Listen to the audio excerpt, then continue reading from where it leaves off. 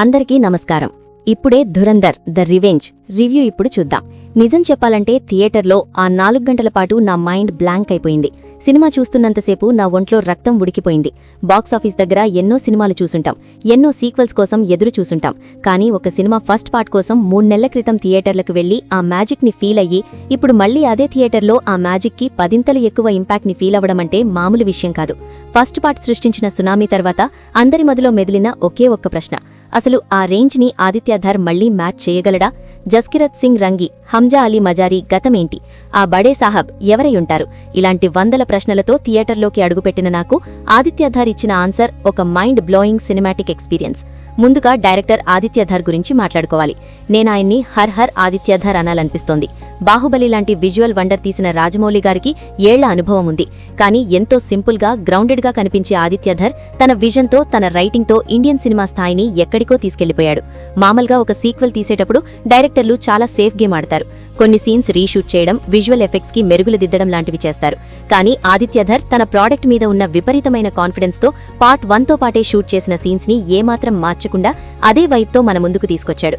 ఈ సినిమా కేవలం ఒక యాక్షన్ థ్రిల్లర్ కాదు, ఇదొక ఎమోషనల్ జర్నీ. నొప్పికి ధైర్యం అనే ఇంధనం కావాలి అనే ఒక డైలాగ్ సినిమాలో రిపీట్ అవుతూ ఉంటుంది. ఆ డైలాగ్కి అర్థమేంటో, ఆ పగ, ఆ ఆవేశం ఏ రేంజ్లో ఉంటాయో సినిమా చూస్తుంటే మనకు రోమాలు నిక్కబడుచుకుంటాయి. సినిమా మొదలైన మొదటి 15 నిమిషాలకి మన కళ్ళు చెమరుస్తాయి. జస్కిరత్ సింగ్ రంగి క్యారెక్టర్ని ఎస్టాబ్లిష్ చేసిన విధానం చూస్తే నిజంగా గుండె బరువెక్కుతుంది. ఒక అన్సంగ్ హీరో, దేశం కోసం తన సర్వస్వాన్ని వదిలేసుకున్న ఒక సైనికుడి పెయిన్ని ఆదిత్యధర్ చాలా రాగా, చాలా బ్రూటల్గా చూపించాడు. ఆ మొదటి 15 నిమిషాల్లోనే రణవీర్ సింగ్ తన పర్ఫార్మెన్స్తో మనల్ని ఒక ట్రాన్స్ లోకి తీసుకెళ్లిపోతాడు. పార్ట్ 1లో అక్షయ్ ఖన్నా రెహమాన్ డకైత్ గా అందర్నీ డామినేట్ చేశాడు. ఆ క్రెడిట్ అంతా అక్షయ్ ఖాతాలోకి వెళ్లిపోయింది. కానీ పార్ట్ 2 మాత్రం పక్కాగా Ranveer sing one man show అని చెప్పాలి. ఫస్ట్ ఫ్రేమ్ నుంచి లాస్ట్ ఫ్రేమ్ వరకు Ranveer screen presence mind blowing. అసలు జస్కిరత్ సింగ్ రంగి లాంటి ఒక దేశభక్తుడు హంజా అలీ మజారీ లాంటి ఒక క్రూరమైన గ్యాంగ్స్టర్ గా ఎలా మారాడు? ఆ సైకలాజికల్ ట్రాన్సిషన్ ని రణవీర్ కళ్లతో పలికించిన విధానానికి హ్యాట్స్ ఆఫ్ చెప్పాల్సిందే. ఈ సినిమా కేవలం ఒక ఇంటెలిజెన్స్ ఆపరేషన్ కి సంబంధించినది మాత్రమే కాదు, దీని వెనక ఉన్న పాలిటిక్స్ చాలా డీప్ గా ఉన్నాయి. పాకిస్తాన్ ఇంటర్నల్ పాలిటిక్స్, లారీ గ్యాంగ్స్తో వాళ్లకున్న కనెక్షన్లు, మరియు మన దేశంలోని పంజాబ్లో డ్రగ్స్ మాఫియా, టెర్రరిజం ఎలా లింక్ అయి ఉన్నాయో చాలా డీటెయిల్డ్గా చూపించారు. హిందుస్థాన్ డబ్బులతోనే హిందుస్థాన్ మీద జిహాద్ చేస్తాం, వాళ్ల పిల్లల్నే డ్రగ్స్ మత్తులో ముంచేస్తాము అనే ఒక డైలాగ్ విన్నప్పుడు శత్రువుల మాస్టర్ ప్లాన్ ఎంత భయంకరంగా ఉందో మనకు అర్థమవుతుంది. ఆ మాస్టర్ ప్లాన్ని అమలు చేసే ఆ బడే సాహబ్ ఎవరనేది ఇంటర్వెల్కి రివీల్ అయినప్పుడు థియేటర్ మొత్తం అరుపులతో దద్దరిల్లిపోవడం ఖాయం. ఆ క్యారెక్టర్ ఎవరనేది నేనిప్పుడు చెప్పి మీ థ్రిల్ని స్పాయిల్ చేయను. కానీ ఆ రోల్లో నటించిన వ్యక్తిని చూశాక ఆ రోల్కి ఆయన కంటే పర్ఫెక్ట్ చాయిస్ ఇంకొకరు ఉండరు అని మీరు కూడా ఒప్పుకుంటారు. సినిమా రన్ టైం దాదాపు 3 గంటల 50 నిమిషాలు, అంటే 4 గంటలు ఉన్నా కూడా ఒక్క సెకండ్ కూడా బోర్ కొట్టదు. స్క్రీన్ ప్లే ఎంత రేసీగా ఉందంటే మీరు కనురెప్ప వేయడానికి కూడా భయపడతారు.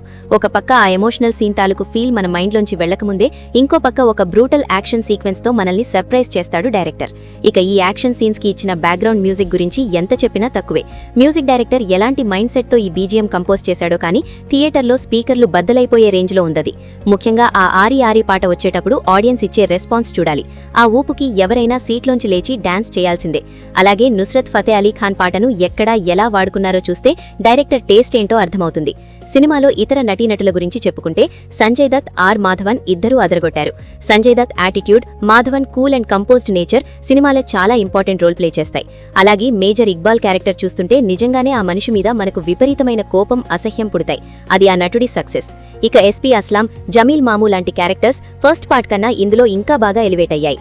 ముఖ్యంగా జమీల్ మామూ స్క్రీన్ మీద కనిపించిన ప్రతిసారి ఆడియన్స్ పడిపడి నవ్వారు. అయితే నాకు సినిమాలో ఒక చిన్న కంప్లైంట్ ఉంది.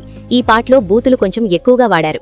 క్యారెక్టర్స్ ఎమోషన్ కి, ఆ రానెస్ కి అది అవసరమే, అయినా ఫ్యామిలీతో కలిసి వెళ్లే వాళ్లకి అది కొంచెం ఇబ్బందిగా అనిపించవచ్చు.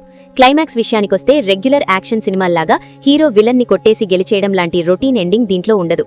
ఒక పవర్ఫుల్ ఎమోషనల్ డ్రామాతో దేశభక్తిని చాటి చెప్పేలా క్లైమాక్స్ ని చాలా ఎక్సలెంట్ గా డిజైన్ చేశారు. పోస్ట్ క్రెడిట్ సీన్స్ లో కూడా ఒక పెద్ద సర్ప్రైజ్ ఉంది. దాన్ని మాత్రం అస్సలు మిస్ అవ్వకండి. నేను ఆ సీన్ చూడకుండానే బయటకొచ్చేశాను. కానీ మీరు మాత్రం థియేటర్లో ఎండ్ టైటిల్స్ పడే వరకు వెయిట్ చేయండి. బాక్సాఫీస్ లెక్కల గురించి మాట్లాడితే ధురంధర్ 2 అడ్వాన్స్ బుకింగ్స్ తోనే సంచలనాలు సృష్టిస్తోంది.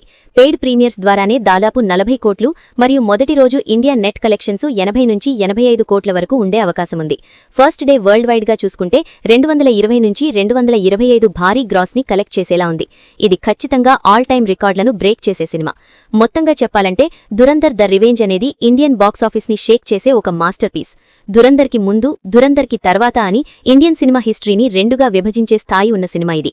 మీరు పార్ట్ 1 చూసుంటే పార్ట్ 2ని అస్సలు మిస్ అవ్వద్దు. పార్ట్ 1 చూడకపోయినా పర్వాలేదు, ఖచ్చితంగా వెళ్లి చూడండి. మీకొక అద్భుతమైన సినిమాటిక్ ఎక్స్పీరియన్స్ గ్యారంటీ. నా రేటింగ్ 4.5. జై హింద్.